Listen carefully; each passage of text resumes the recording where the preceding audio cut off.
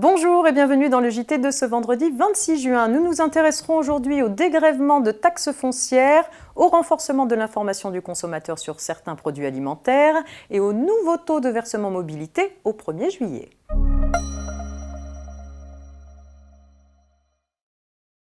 Le propriétaire d'un bien immobilier bâti, normalement destiné à la location, peut bénéficier d'un dégrèvement temporaire de taxes foncières en cas de vacance du bien pour des raisons indépendantes de sa volonté. Le caractère involontaire de la vacance s'apprécie en fonction des circonstances dans lesquelles celle-ci est intervenue et des diligences déployées par le propriétaire pour la prévenir ou y mettre fin.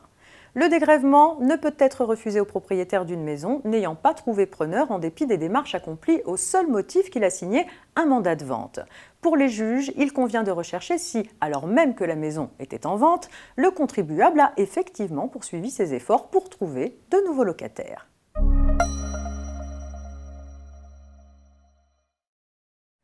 Plusieurs dispositions adoptées dans le cadre de la loi dite Egalim avaient été censurées par le Conseil constitutionnel pour des raisons de procédure. Elles sont reprises par une loi du 10 juin 2020 qui renforce l'information du consommateur et sa transparence concernant certains produits alimentaires. Les nouvelles dispositions portent notamment sur l'information relative à l'origine des produits. Ainsi, alors qu'elle est déjà prévue pour la viande bovine, l'indication de l'origine devient une obligation dans la restauration pour toutes les viandes. À compter du 1er janvier 2021, il sera aussi obligatoire de préciser sur l'étiquette l'origine du miel et de la gelée royale ainsi que des produits composés de cacao. Plusieurs mesures visent à empêcher que le consommateur soit induit en erreur sur l'origine d'un produit. C'est ainsi que le nom et l'adresse du producteur de bière seront à l'avenir indiqués en évidence sur l'étiquetage. Dans la même lignée, pour prévenir toute confusion, il est désormais interdit d'employer des dénominations propres aux denrées alimentaires d'origine animale pour décrire, commercialiser et promouvoir les préparations à base de protéines végétales. Fini le steak de soja. Pour les producteurs de fromage, en cas d'affinage à l'extérieur de l'exploitation, l'appellation fromage fermier ne peut être maintenue que si elle fait l'objet d'une information claire du consommateur. Enfin, les restaurants, bars et autres débits de boissons doivent informer le consommateur sur la provenance ou la dénomination de l'AOP ou l'IGP des vins à leur carte.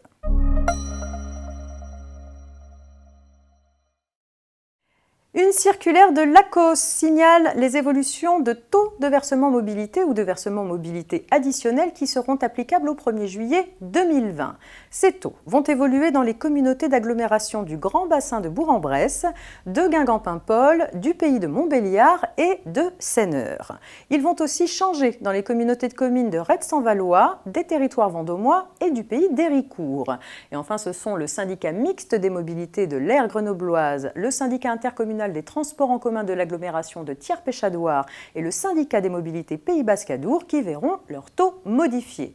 En cas de doute, les employeurs peuvent toujours retrouver le taux de versement mobilité qui leur est applicable par code postal ou commune depuis le module de recherche du réseau des URSSAF. Fin de cette semaine de JT préparée par la rédaction de la Revue Fiduciaire. Je vous souhaite un très bon week-end. À lundi.